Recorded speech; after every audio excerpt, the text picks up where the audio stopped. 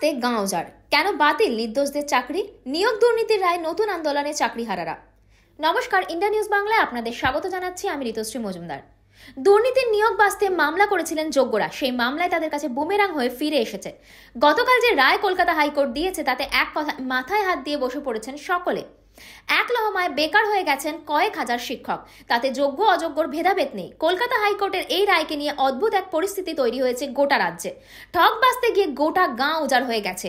দুর্নীতির দায় কেন নেবেন যোগ্যরা? হাইকোর্টের রায়ের বিরোধিতায় ফের জোটবদ্ধ হচ্ছে আন্দোলন।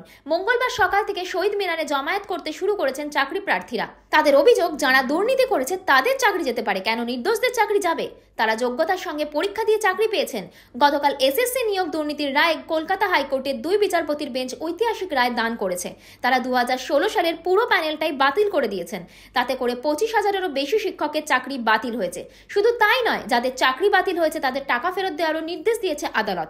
এবং যারা প্যানেলের মেয়াদ শেষ হয়ে যাওয়ার পরও চাকরি পেয়েছেন তাদের বেতন ফেরত দিতে হবে। 4 সপ্তাহের মধ্যে 12% সুদ সহ সেই টাকা ফেরত দিতে হবে বলে নির্দেশে জানিয়েছে আদালত। আদালতের এই নির্দেশ জানার পরেই শুরু হয়ে গেছে রাজনৈতিক চাপানোতর।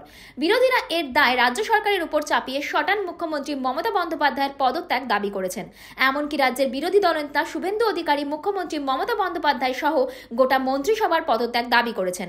এদিকে মমতা বন্দ্যোপাধ্যায় পাল্টা চ্যালেঞ্জ ছুড়ে দিয়েছেন এবং এই রায়কে চ্যালেঞ্জ জানিয়ে সুপ্রিম কোর্টে যাওয়ার হুঁশিয়ারি দিয়েছেন।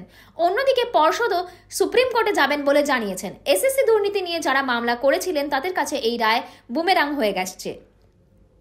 তারা যোগ্যদের চাকরির দাবিতে আদালতের দ্বারস্থ হয়েছিলেন, কিন্তু আদালতের রায় তাদের ন্যায্য চাকরির দাবিও জলে গেছে। আর যারা যোগ্যতার নিরিখে চাকরি পেয়েছিলেন তাদেরও চাকরি গেছে। আদালতের এই রায় পুরোপুরি সকলে মেনে নিতে পারছেন না। মঙ্গলবার সকাল থেকেই চাকরিহারারা শহীদ মিনার চত্বরে সমাবেত হতে শুরু করে দিয়েছেন। তাদের দাবি, যারা দুর্নীতি করে টাকা দিয়ে চাকরি পেয়েছিলেন তাদের চাকরি যাক, আমাদের কেন চাকরি যাবে? আমরা পরীক্ষা দিয়ে যোগ্যতার নিরিখে চাকরি পেয়েছিলাম। আদালতের এই নির্দেশ মেনে নেওয়া যায় না বলেই তারা সুপ্রিম কোর্টে আবেদন করবে বলে জানিয়েছে। ইন্ডিয়া নিউজ বাংলার সাথে যুক্ত থাকুন আর দেখতে থাকুন বিশেষ বিশেষ খবর।